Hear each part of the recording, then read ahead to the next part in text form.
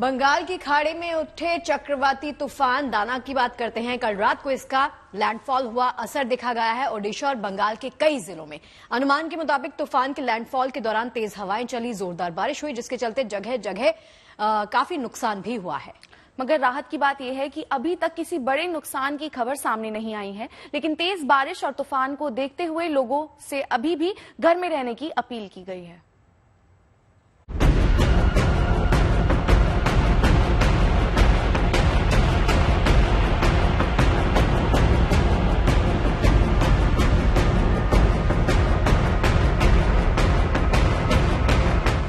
समुद्र में ताकतवर लहरें भी उठी, तूफानी हवाएं भी चली और जोरदार बारिश भी हुई। चक्रवाती तूफान डाना के असर से जिसका लैंडफॉल देर रात ओडिशा और बंगाल के तटीय इलाकों में शुरू हुआ, जो सुबह तक जारी रहा। बंगाल के न्यू दीघा और ओल्ड दीघा इलाके से आई ये तस्वीरें तूफान की तीव्रता को बयां कर रही हैं। इस वक्त रात के 1 बजे हैं और हम लोग हैं दीघा, पश्चिम बंगाल के तटीय क्षेत्र दीघा में, जो पूर्वी मिदनापुर जिले में आता है। और साइक्लोन दाना का लैंडफॉल प्रोसेस शुरू हो चुका है।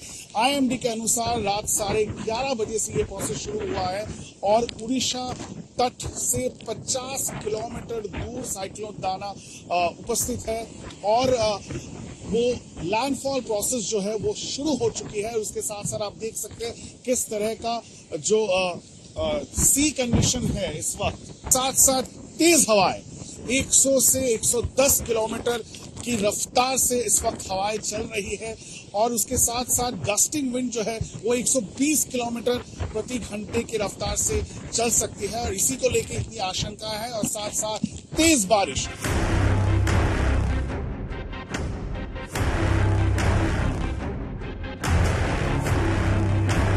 लैंडफॉल के दौरान तूफानी हवाओं के चलते जगह जगह पेड़ उखड़कर गिर गए, जिन्हें काटकर हटाने के लिए राहत और बचाव कर्मियों ने रात में ही मोर्चा संभाल लिया और देखते ही देखते इन पेड़ों को हटाकर रास्तों को साफ कर दिया गया ताकि आवाजाही प्रभावित न हो।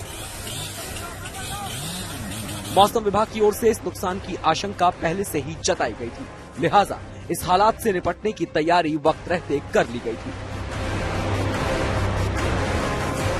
जिसका फायदा ये हुआ कि उड़ीसा और बंगाल दोनों ही राज्यों में बड़ी आबादी को वक्त रहते राहत शिविरों में शिफ्ट कर दिया गया था, जहां उनके खाने पीने और दवाओं का इंतजाम सरकार की ओर से किया गया।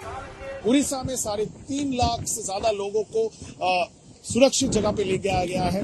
पश्चिम बंगाल के तटीय क्षेत्र से 1.5 लाख से ज्यादा लोगों को सुरक्षित जगह लेके गया है और जिस तरह का कंडीशन इस वक्त समंदर में दिखाई दे रहा है, उससे कई जगहों पे जो लो लाइंग एरियाज है, उससे ये डर है कि जो नदी के बांध है वो ना टूट जाए। उसके साथ साथ घर भी टूट सकते हैं, जो कच्चे मकान होते हैं उसको भी टूटने की आशंकाएं हैं। तो दोनों ही राज्य सरकार, उड़ीसा और पश्चिम बंगाल के राज्य सरकार ने एहतियातन तौर पे लोगों को सुरक्षित जगह पे ले जाने की कोशिश की है।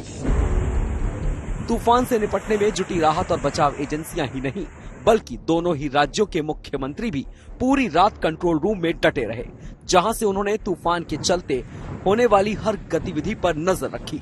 राहत की बात यह है कि दोनों राज्य सरकारों की ओर से युद्ध स्तर पर की गई तैयारी के चलते ज्यादा जान माल के नुकसान की खबर फिलहाल अभी तक सामने नहीं आई है। दीघा से इंद्रजीत के साथ bureau report, good news today.